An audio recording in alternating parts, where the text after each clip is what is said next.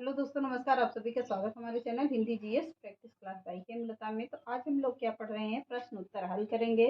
कुछ के मैंने ऑप्शन रखे हैं, कुछ को डायरेक्टली बताया है। जहाँ पर समझाने वाला पोर्शन है वहाँ पर क्या किया है, तो ऑप्शन रख के आप लोगों को समझाया है। तो चलिए देखते हैं। भक्ति काल से सारे प्रश्न होंगे। आज भक्ति काल के अब जितने भी भक्ति काल से जहाँ से भी प्रश्न बनते हैं सबको हमने ले लिया है और पूरा स्टेप बाय स्टेप आप लोगों को कवर करवाते चलेंगे, सबकी प्रैक्टिस सेट देते चलेंगे।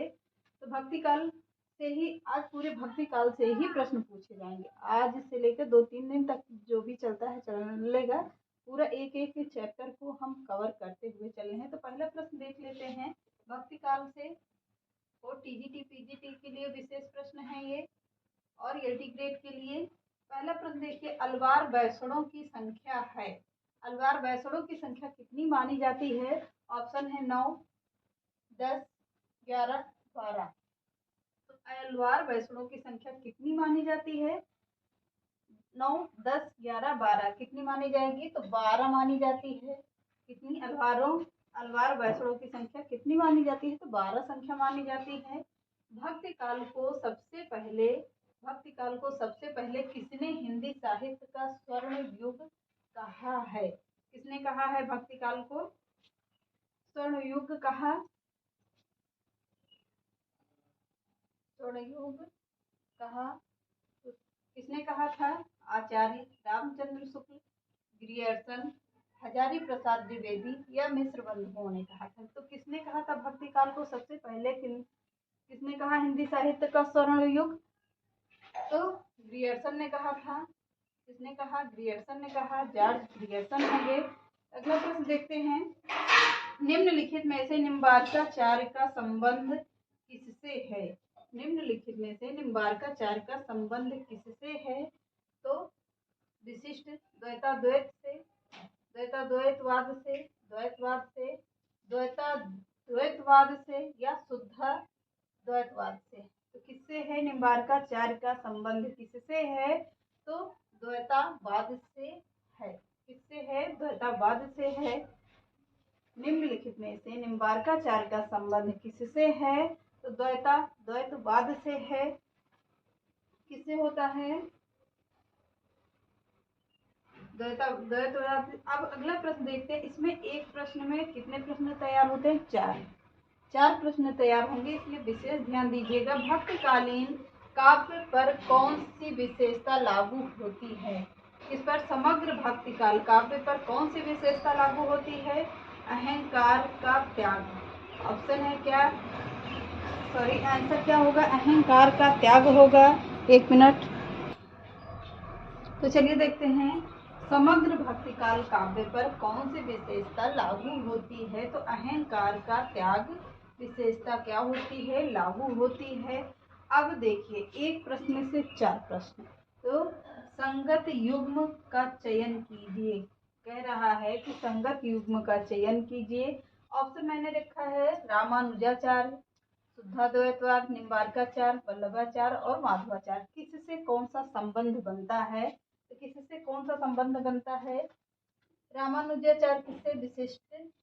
विशिष्टा द्वैतवाद से होंगे। निम्बार्काचार्य किससे हैं? तो द्वैतवाद से। तो पहले मैंने प्रश्न करवाया है। तो वल्लभाचार्य किससे होंगे? वल्लभाचार्य होंगे शुद्धा द्वैतवाद से हैं।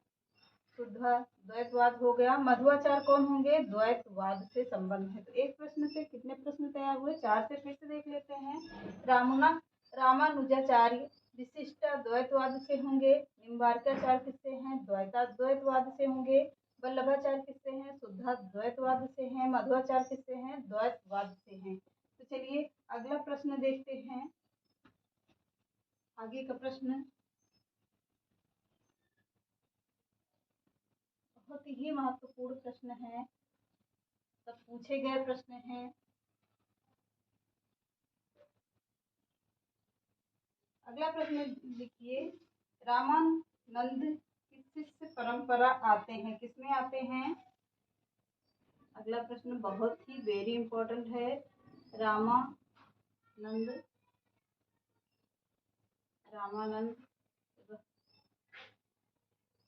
रामायण किसने बनाया था?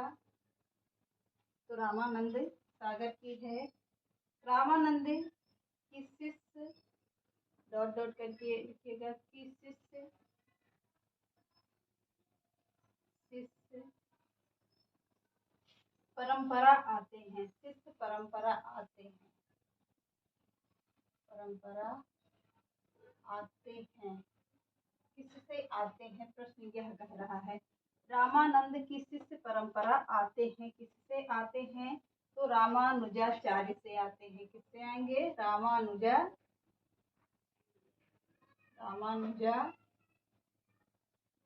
से आते हैं।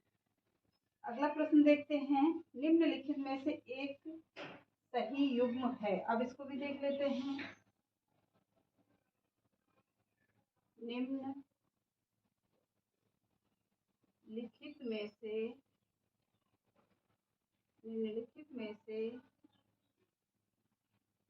युग्म सही है, युग्म सही है। कौन सा युग्म सही है, तो निम्नलिखित में से कौन सा युग्म सही होगा।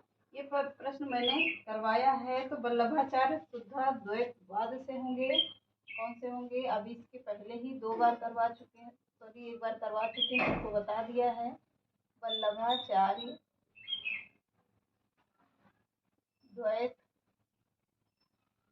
द्वैतवाद, वल्लभाचार्य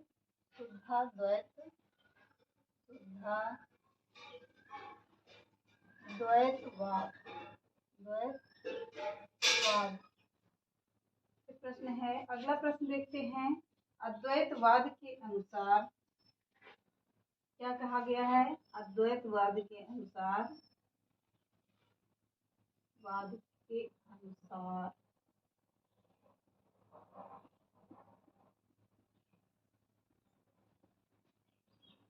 क्या कह रहा है। अद्वैतवाद के अनुसार जीव और ब्रह्मा एक है। क्या कह रहे हैं, इसमें क्या कहा गया है, जीव और ब्रह्मा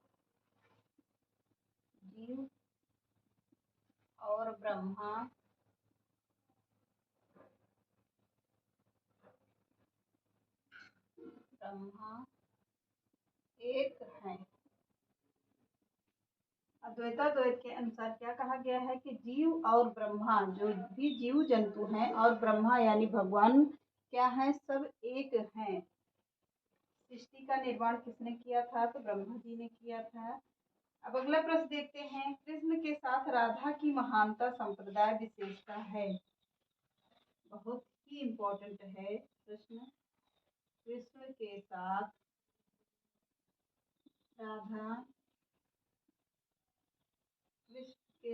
राधा की महानता डॉट डॉट करके लिखिएगा, संप्रदाय की विशेषता है, संप्रदाय की विशेषता है। अब इसमें कह रहा है, कृष्ण के साथ राधा की महानता संप्रदाय की विशेषता है, तो किससे है यह पूछा जाता है। तो किससे है, सनकादि से है, किसमें पूछा गया है, दिल्ली के भी पीजीटी में पूछा गया प्रश्न है, वेरी इंपॉर्टेंट प्रश्न है। अगला देखते हैं,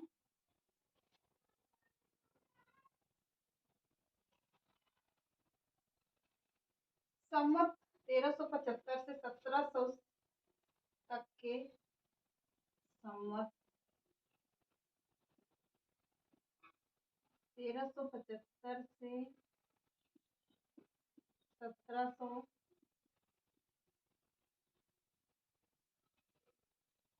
तक के साहित्य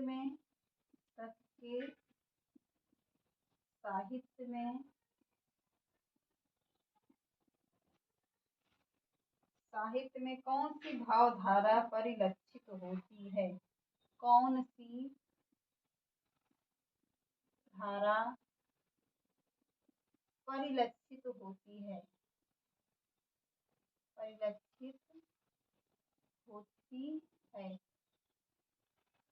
एबी केबी टीजीटी पीजीटी पीजीटी में पूछा गया प्रश्न है। कहाँ की? केवीएस में पूछा गया प्रश्न है। दिल्ली किसमें है? तो भक्ति में है। किसमें है? भक्ति में है। वेरी इंपॉर्टेंट प्रश्न है। आंसर क्या होगा इसका? भक्ति में है। अगला प्रश्न देखते हैं। हरिदास संप्रदाय को अन्य किस नाम से पुकारा जाता है? अन्य नाम से पुकारा जाता है। प्रश्न देखिए। हरिदास, कल मैंने इसको पढ़ाया है। हरिदास संप्रदाय, कल मैंने इसको थ्योरी में पढ़वाया है। हरिदास संप्रदाय को अन्य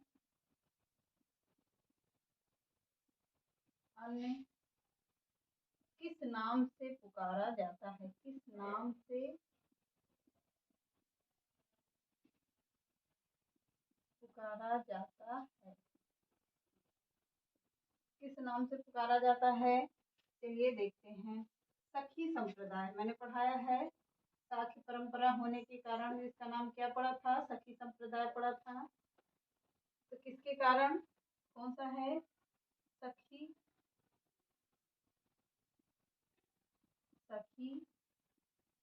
संप्रदाय परंपरा। साख्य परंपरा होने के कारण इसका कौन सा संप्रदाय? इसका टट्टी संप्रदाय या सखी संप्रदाय भी पड़ा था। कल के ही प्रश्न में इसको मैंने थ्योरी में करवाया है। तो अगला प्रश्न देखते हैं। द्वैतवाद के प्रणेता हैं। अगला प्रश्न देखिए। द्वैतवाद के प्रणेता हैं।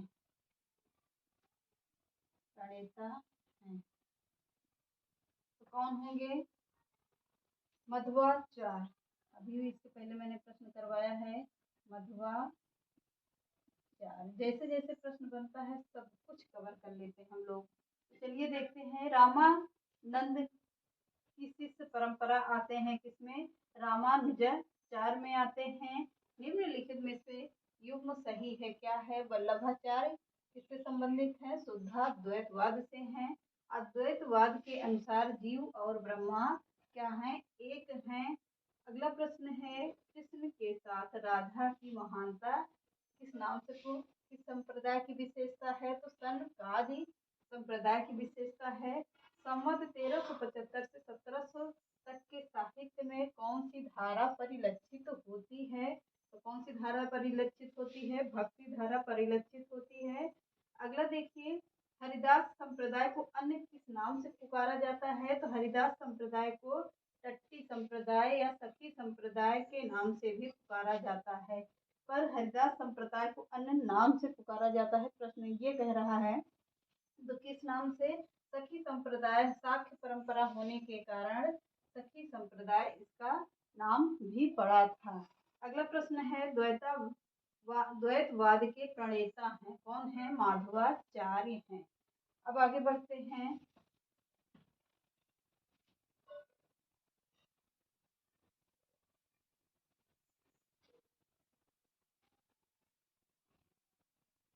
आगे का प्रश्न देखिए।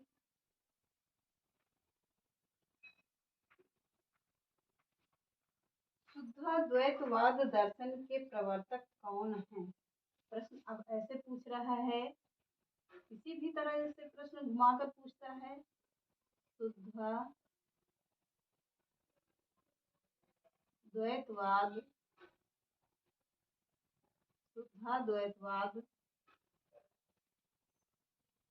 दर्शन के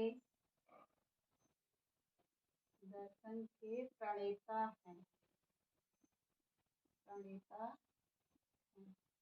कौन माने जाते हैं? इससे पहले करवाया गया प्रश्न है। शुद्धाद्वैतवाद दर्शन के प्रणेता कौन है?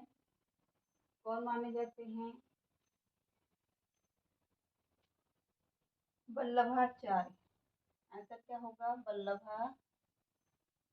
वल्लभाचार्य। अब अगला प्रश्न देखते हैं। हिंदी का भक्ति काल बाहरी आक्रमण की प्रतिक्रिया। हिंदी का भक्ति काल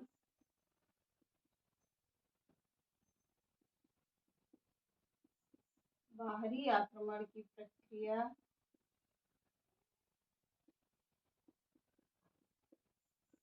आक्रमण की प्रक्रिया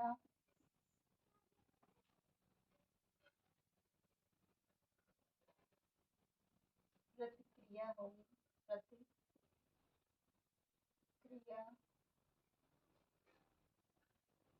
है। यह कथन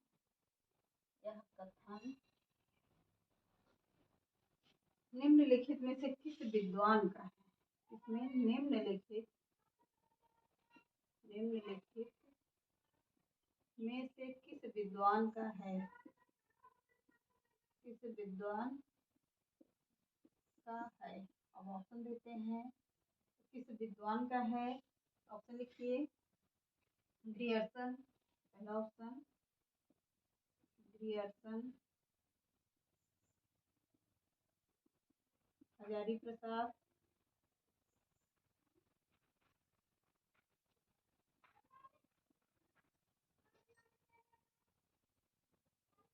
हजारी प्रसाद, ये ऑप्शन लिखिए। रामचंद्र शुक्ल, रामचंद्र शुक्ल। तो कौन होंगे? हिंदी का भक्ति काल बाहरी आक्रमण की प्रतिक्रिया है, यह कथन किसका है? किस विद्वान का है? तो ग्रियर्सन, हजारी प्रसाद या रामचंद्र शुक्ल। यह क्या है? नॉन। तो कौन होंगे? ऑप्शन मिल गया हमें आंसर। तो कौन होंगे? रामचंद्र शुक्ल होंगे। अगला प्रश्न देखते हैं कौन सा है। रामानुज की श्री संप्रदाय रामानुज की श्री संप्रदाय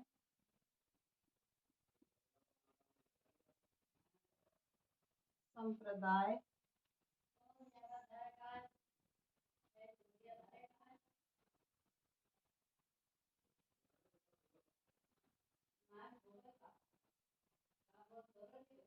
संप्रदाय में किसकी उपासना होती है?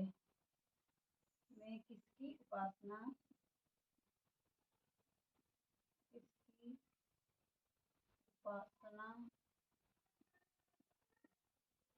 होती है? किसकी उपासना होती है? तो विष्णु की होती है, भगवान विष्णु की उपासना होती है।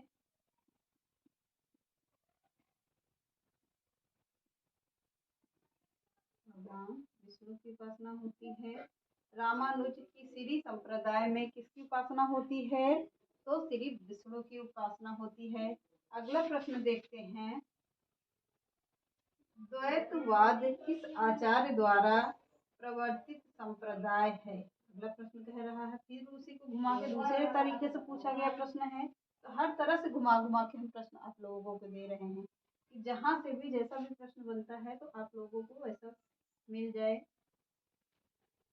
द्वैतवाद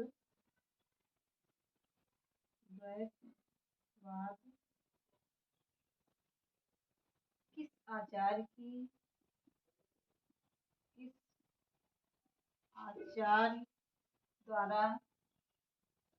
द्वारा प्रवर्तित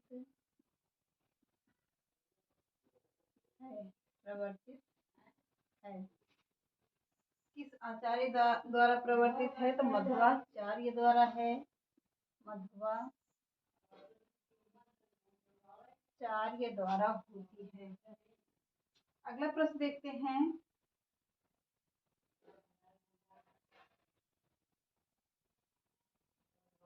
भक्ति काल की समय सीमा क्या है? वेरी इंपॉर्टेंट प्रश्न। भक्ति काल की समय सीमा है।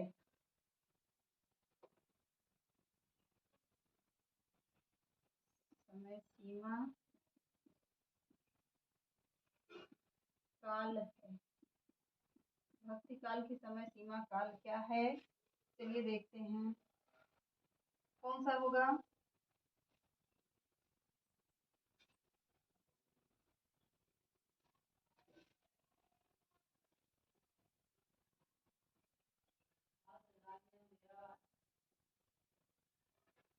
तेरह सौ पचहत्तर से 1700 ईस्वी पूर्व। 1375 से 1700 तक मानी जाती है। तो चलिए आज के सेशन को यही समाप्त करते हैं। चैनल पसंद आए तो लाइक करिए, सब्सक्राइब करिए, ज़्यादा से ज़्यादा लोगों को शेयर करिए। नमस्कार।